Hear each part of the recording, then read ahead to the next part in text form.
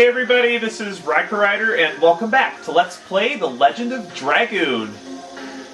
Today we are going to be fighting the last boss in Disc 2, and I'd like to go over my setup.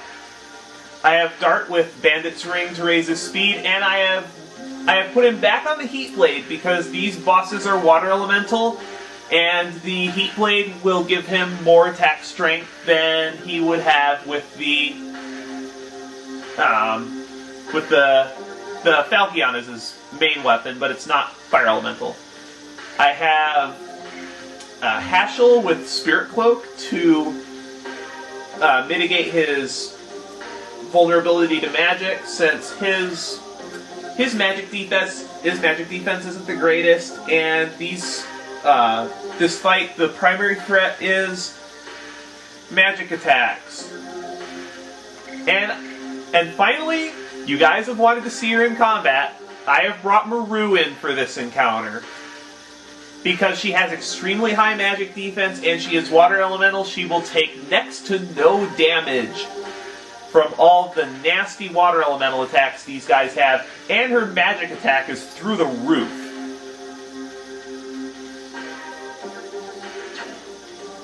As far as items go, I still have a handful of burnouts specifically for this fight, and I have one gushing magma that I'm probably going to use towards the start of the battle. The Night Raid I'm going to keep in my inventory for later, because we're not going to run into any light elemental creatures for a while that would be worth using on. As far as additions, even though Dart has his Madness Hero edition, I'm putting him back on Crush Dance, because Madness Hero simply just doesn't do enough damage to be worth using unless you're going to primarily be using a Dragoon-focused strategy. And this fight, just like the last one in Taburua, this fight is bugged. If you transform into a Dragoon at all during this fight, the game will hang on the results screen, so you cannot use Dragoons. This does not happen with every copy of the game, but it happens with enough of them. I have put Hashel back on Flurry of Sticks because it's his most powerful edition, and Maru still only has her one edition because, well, I haven't been using her that much. Well, I think that'll about do it. Let's go. Let's end this.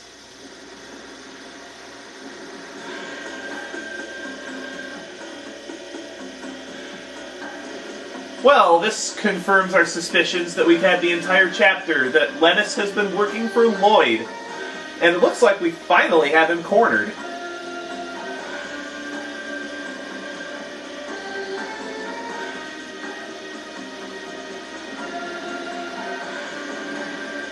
Humans? Oh right, Lennis is a Wingleaf.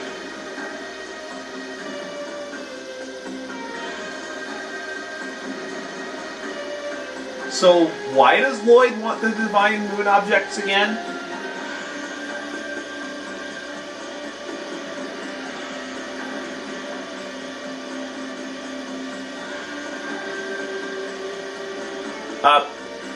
What?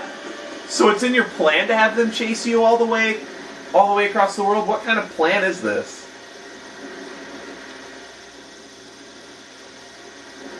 Are you flirting with Lloyd?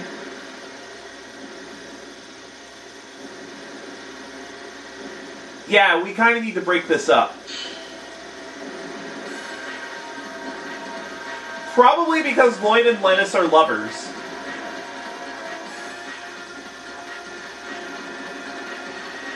What are you talking about?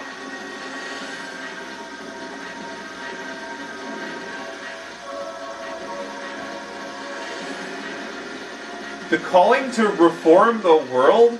Excuse me? What is this nonsense you're spouting?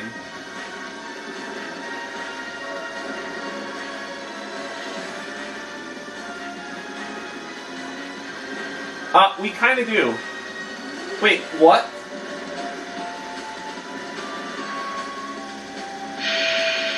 The heck? So now Lloyd revealed his destination to us again? With, Wait, really? Lennis is a Dragoon too? And she's a stripper? Excuse me, game? Anyway, yeah, the final boss of Disc 2 is Lennis and the Sea Dragon of Elissa Bay, Regale. I don't really like sea dragons, but so that's what we have to work with. Oh great, this attack already. I don't like this.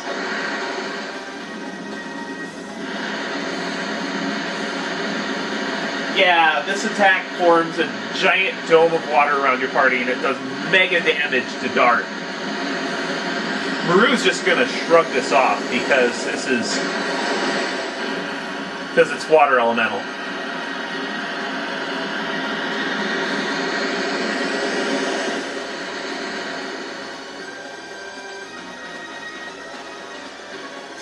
Ow. Okay, now the first thing you want to do in this fight is take out Lennis, and you're going to want to do that by using physical attacks on her with Dart and Hashel, and using Gushing Magmas and Burnouts on with Maru, because she has the highest magic attack. If Maru will ever get her turn. She's supposed to be the fastest party member I have, but for some reason she's not getting that many turns. Lennis is actually weaker in this boss fight than she was at the castle, which I find really interesting. And the Sea Dragon isn't that much stronger than Lennis was to begin with. Which is really strange, because you've gotten to gain quite a few levels. The thing you do want to watch is Lennis again has very high magic defense.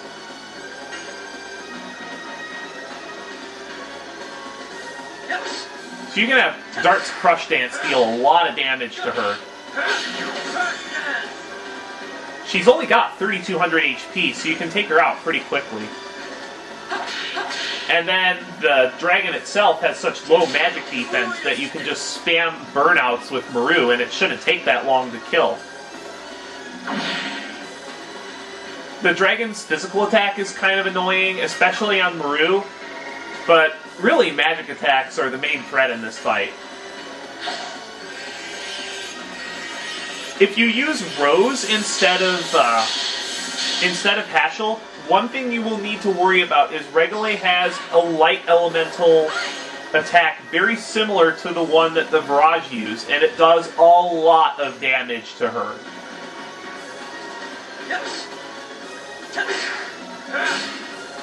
Other than that, all these guys do is just use physical attacks and water elemental magic attacks. So Maru can soak up a lot of hits. Like, even without a physical ring, it's pretty hard for her to die in this fight unless you're really just not paying attention. Especially considering we're doing, like, what, 600 damage a round with just physical attacks?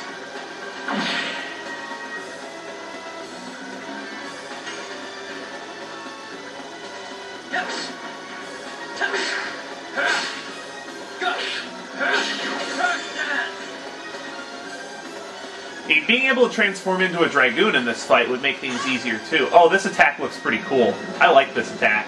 It does a lot of damage, but it just screams awesome.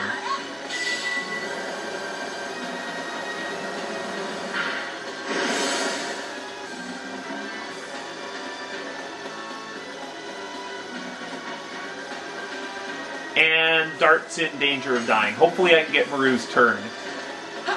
Because I would rather not waste Hashel's turn healing. Here we go. Saving the healing fog for later isn't particularly relevant because you'll be able to buy them in the next disc. And since this is the last fight of the disc, if you've got one character in dire straits, you might as well use it.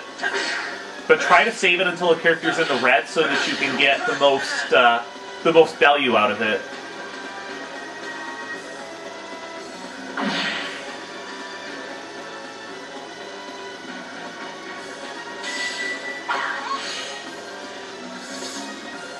Thankfully, Unfortunately, she doesn't have a hit-all physical attack this time. What I find really strange is turning into a Dragoon actually made Lettuce weaker.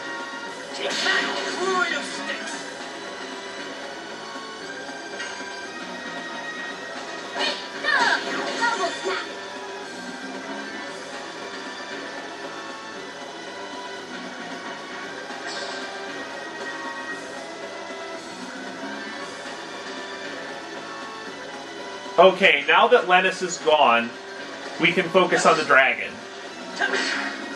It's essentially the same strategy, just use burnouts on Maru's turn. And you can really, in this fight, you're really going to see how awesome Maru is when you use her properly. Everyone who plays the game at first complains about how weak Maru is, but when used properly, she is by far the best character in the game, and this should explain why. Just look at that damage on that burnout. It's almost 800 damage. That hurt a little bit, but shouldn't be too bad.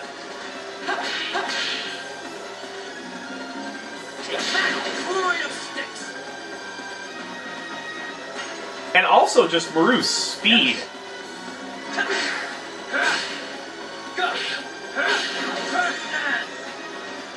You arm her with some accessories later, and she can have over 100 speed. Oh, here's that light elemental attack I was talking about before.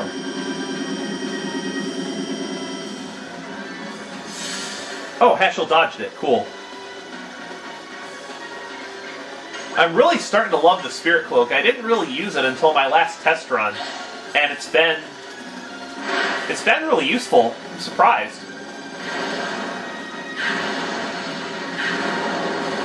That's pretty good damage on the burnout.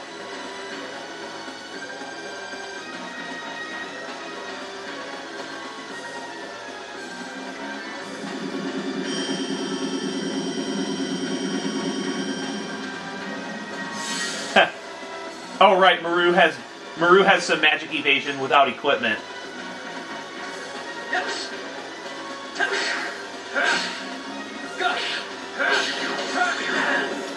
Well, that went enormously faster than I thought.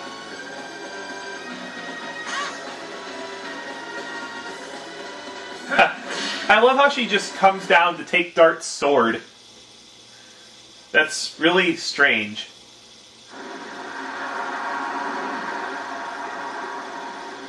I told you this game had emulation issues on the PS3. And most of them are graphics based.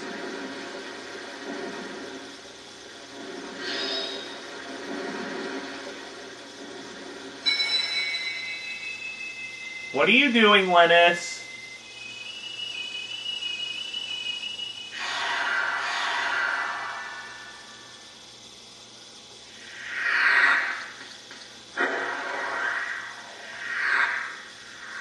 Don't forget about the other one.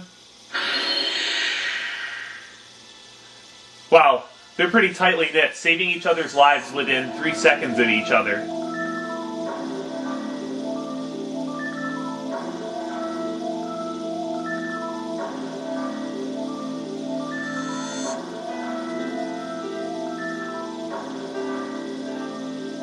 Honestly, who didn't expect this? Because all the other party members are Dragoons, why wouldn't Maru be one too? I mean, this exact same scene, well not exactly the same, but a very similar scene happened with Labbits in Disc 1. So honestly, who wasn't expecting Maru to be the 7th Dragoon?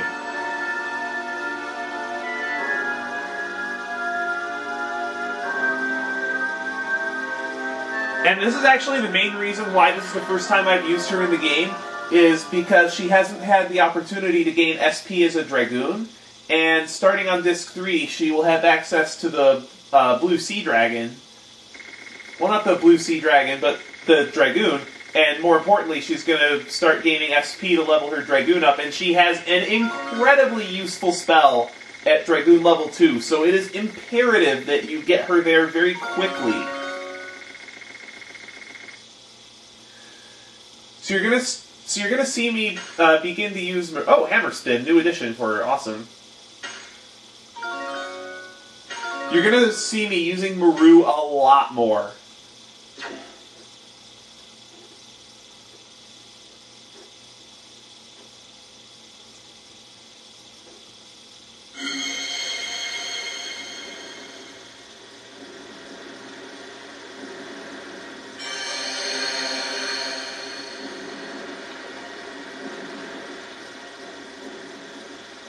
So Maru, how does the power of the dragon feel?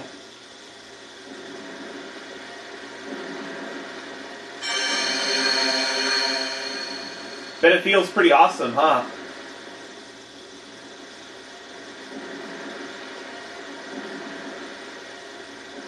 Why are you surprised that Maru would be recognized?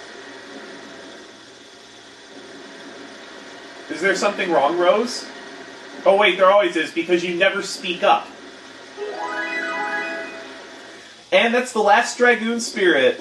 So, I'm guessing in between Disc 2 and Disc 3, I'll put up a video evaluating all the characters fully, now that we have access to their Dragoon spirits, and really explain why I use each character, where I use each character.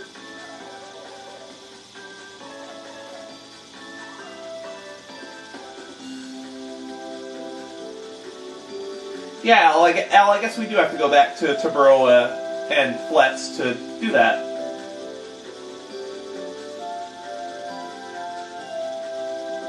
But the trip to back to Fletz is so long that, well, I guess it would take a while to get back there. And, well, there's that treasure I skipped at the beginning of the dungeon. So I should probably go get that. But I'm not going to backtrack all the way out of here.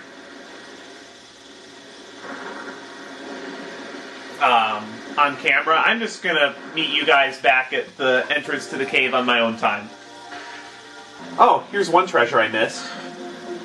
It was on my checklist and it was in plain sight. I guess I just missed it, but like I needed it anyway. It was just another burnout, and I didn't run out of burnouts during that fight anyway. Okay, here's the last treasure I missed. I think this is it's an attack ball. And I just realized I'm really low on time, so going back to Fletz Castle and giving King Zyor the news that the Moondagger is gone is gonna have to wait until next time on Let's Play The Legend of Dragoon. See you later!